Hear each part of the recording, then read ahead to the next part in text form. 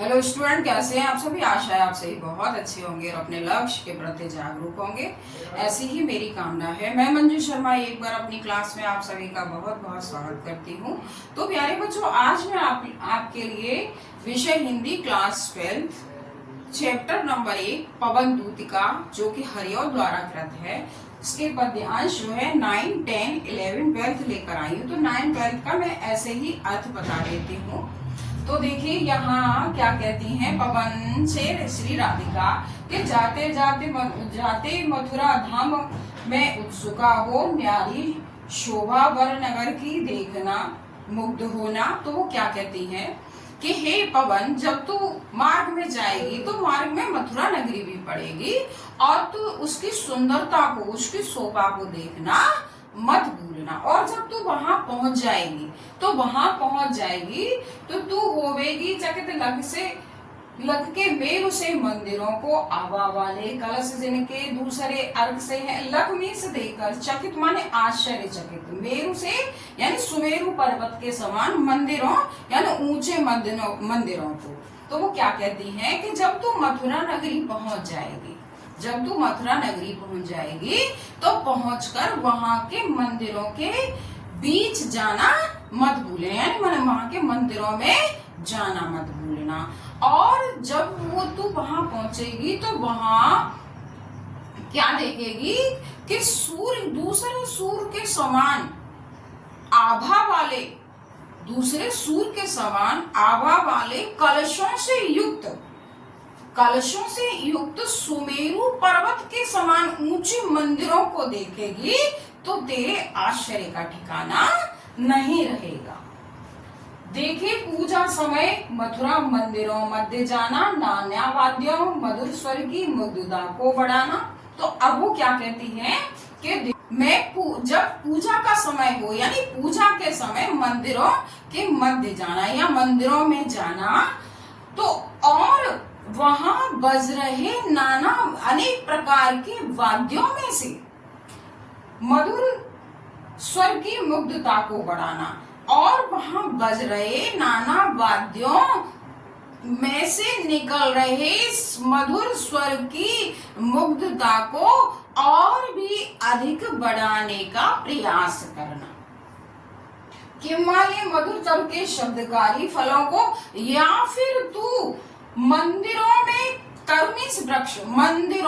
खड़े वृक्षों में से अपनी पसंद का वृक्ष चुनकर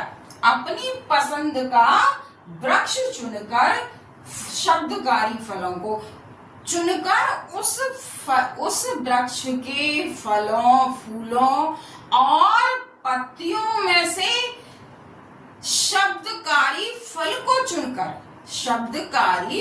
को चुनकर धीरे धीरे मधुर रब मीन्स ध्वनि से मुग्ध हो बजाना। शब्द को चुनकर धीरे धीरे वहां बज रहे स्वरों को, यानी मुग्धकारी स्वरों को और भी अधिक मधुर बनाने का प्रयास करना। तो वो इस तरह से कहती हैं।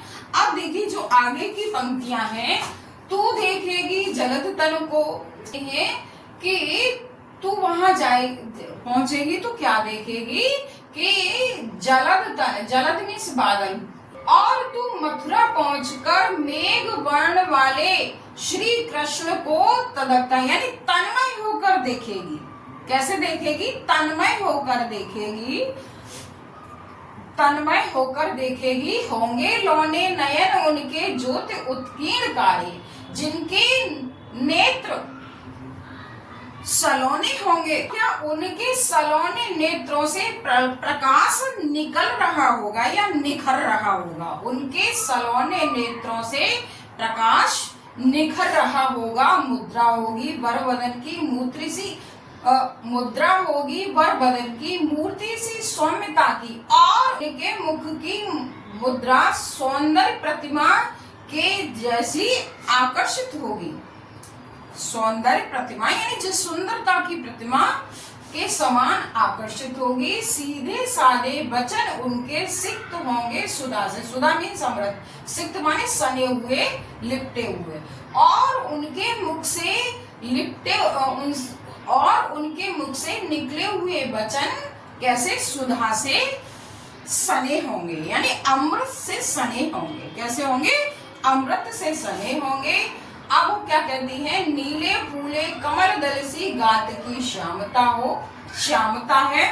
और उनके शरीर की, गात मीन शरीर, उनके श्यामल शरीर की जो शोभा है, नीले फूले यानी कमल दल, यानी कमल दल सी, यानी कमल के पुष्प के समान, नीले कमल के पुष्प के समान कैसी है? सुंदर होगी।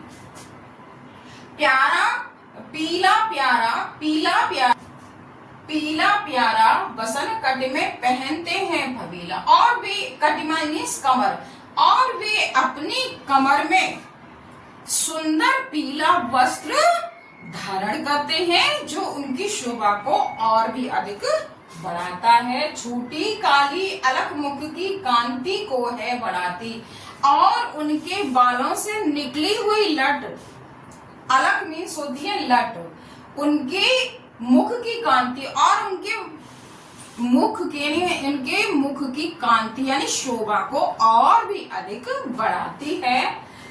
सब वस्त्रों में नवल तन की फूटती सी आभा है। उन्हें देखकर ऐसा प्रतीत होता है मानो उनके सुंदर वस्त्रों के बीच में उनके सुंदर शरीर की शोभा रेखांकित पाठ और कवि का नाम, तो पाठ का नाम ऊपर लिखा हुआ है पवन दूत का, और कवि का नाम अयोध्या सिंह उपाध्याय हरिऔध। और दूसरा प्रश्न, रेखांकित अंश की व्याख्या कीजिए। तो ये 2 लाइन मैंने रेखांकित की है।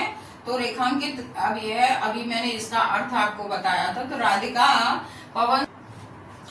राधिका पवन से कृष्ण को पहचानने का उपाय बताते हुए कहते हैं कि उनकी शरीर की श्यामल छवि नीले कमल पुष्प के समान है। वे अपनी कमर में पीला सुंदर वस्त्र धारण किए हैं। तो इन लाइनों का मैंने अर्थ बताया है आपको। राधिका पवन से श्री कृष्ण की मुद्रा के विषय में क्या कहती हैं? तो वो राधिका पवन से कहती हैं कि उनके सुंदर मुख की मुद्रा सौंदर्य प्रतिमा सी आकर्षित है। अब देखिए यहाँ जलद तन में कौन सा अलंकार है? तो जलद तन में रूपक अलंकार बनता है आपका। यहाँ जलद तन में रूपक अलंकार है आपका, और यहाँ कमल दल, अच्छा, यहाँ कमल दल सी गात की श्यामता है। यहाँ पर आपका कौन सा अलंकार बनता है? उपमा अलंकार बनता है। यहाँ आपका उपमा अलंकार बनता है।